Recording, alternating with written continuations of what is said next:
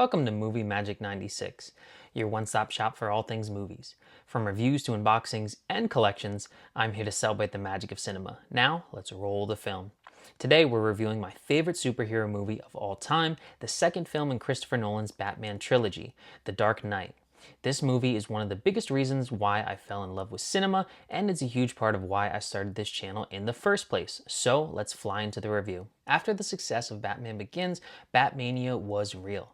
Marketing for The Dark Knight exploded everywhere.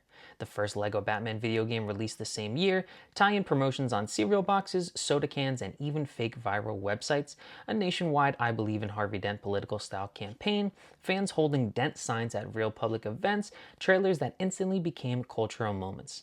I still vividly remember sitting in the theater, which sadly isn't open anymore, with my mom and brother.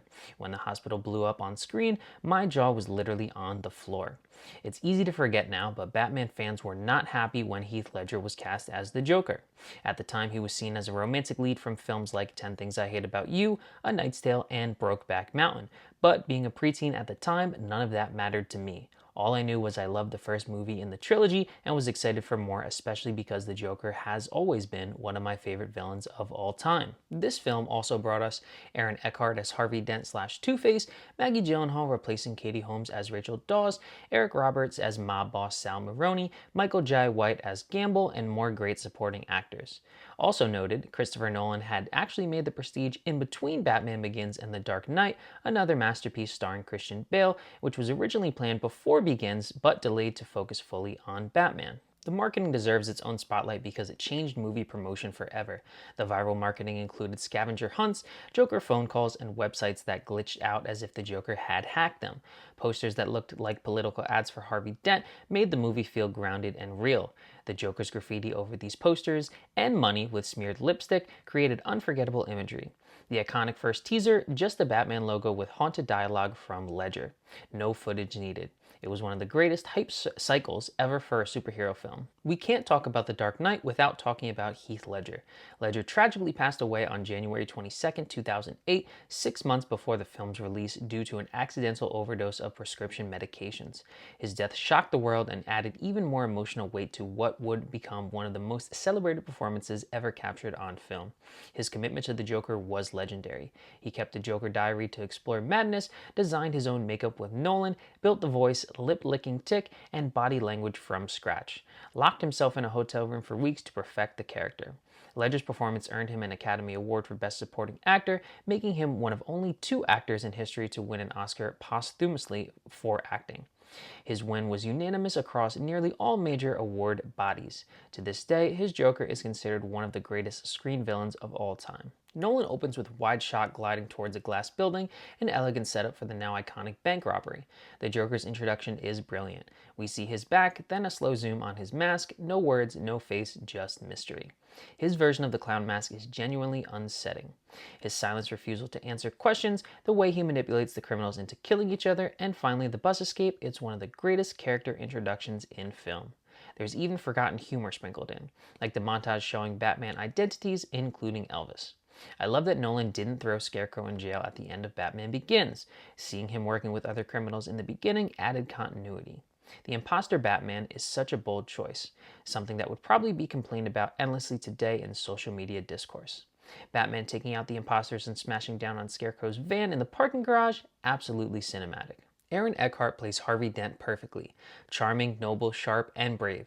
His courtroom scene where he disarms a gunman is a great introduction. Maggie Gyllenhaal does a much better job as Rachel Dawes.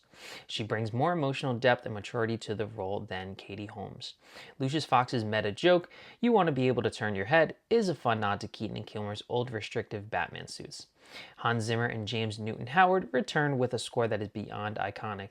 The bum-ba motif still gives me chills.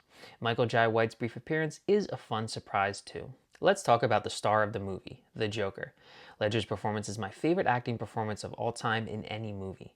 The voice he creates is unnerving and impossible to imitate. His makeup, the smeared lipstick, cracking white paint, and dirty green hair is phenomenal. The lip-licking tic became instantly iconic.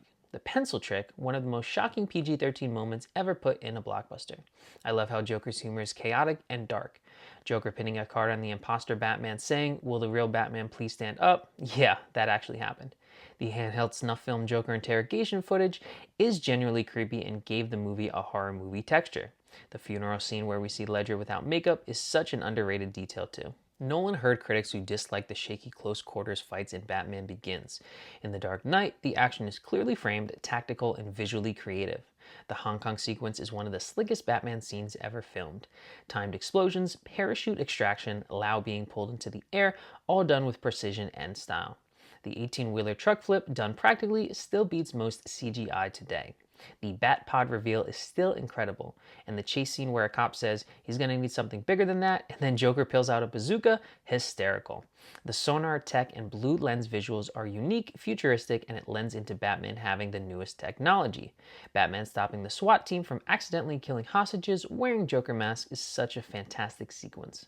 Harvey Dent's transformation into Two-Face is tragic and terrifying. The character design and CGI are still impressive and unsettling, but I wish there was a clearer moment showing Lau's death, since it's easy to forget that he's on top of the money pile when the Joker lights it on fire. The escalation of Joker pushing Gotham into chaos, all culminating into the fairy dilemma, is masterful storytelling.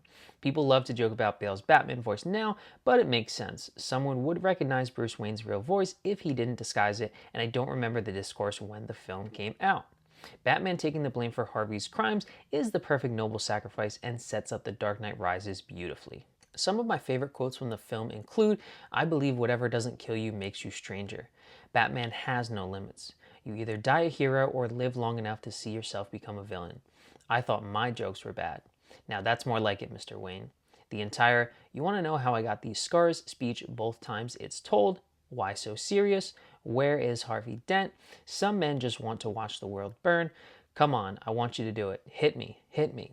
I don't want to kill you. What would I do without you? You complete me. Tell your men they work for me now. Do I really look like a guy with a plan? And here we go." This is my favorite superhero movie of all time, and honestly my favorite movie period if you made me choose between genres. It's a true masterpiece I'm lucky to say I've grown up with. I'm giving The Dark Knight a 5 out of 5. The 4K release features a native 4K transfer, HDR10 support, but no Dolby Vision, DTS HD Master Audio 5.1, but no Dolby Atmos. This transfer absolutely destroys the Batman Begins 4K disc. Close-ups look incredible, especially Joker's makeup. The darker scenes finally have real visibility, and colors look far more natural than the Blu-ray. The IMAX scenes look the best they ever have. The score is full-bodied, explosions sound alive, and the action scenes hit hard. Yes, I wish they upgraded the audio to Atmos or at least 7.1, but the audio is still excellent. The only disappointment is the lack of new special features, like Batman Begins. My 4K score is a 4 out of 5. Now, just like Batman Begins, The Dark Knight has multiple releases.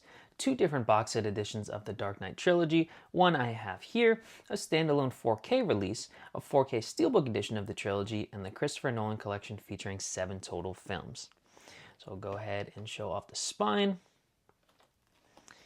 show off the back, show off the individual disc spines, take out the Dark Knight, and instead of the theatrical artwork, we have Heath Ledger on the front. Go ahead and show off the back. Got the Bat Pod right there. Open this up. We have the 4K disc on the right. We have the Blu-ray disc on the left with the Batman logo and Heath Ledger's Joker. And then we have the special features disc, which is a Blu-ray right behind it.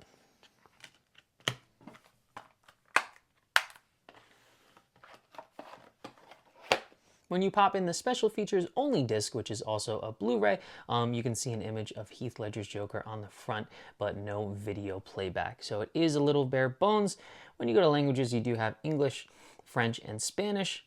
And then when you go to special features, you do have a behind the story and extras with Gotham Tonight and the galleries, trailers, and more, which have 3 TV trailers and 6 TV spots.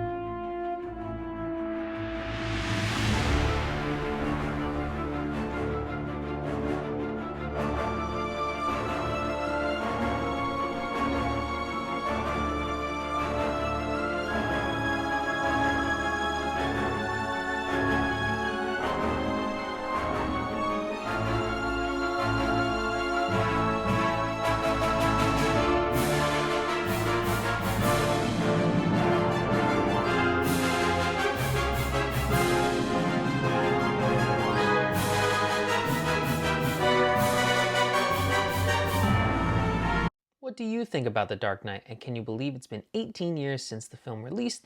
Let me know in the comments down below. And as always, if you enjoyed this video, don't forget to like, comment, and subscribe. You can also follow me on Instagram at MovieMagic1996. Thanks so much for everything, and go watch The Dark Knight today.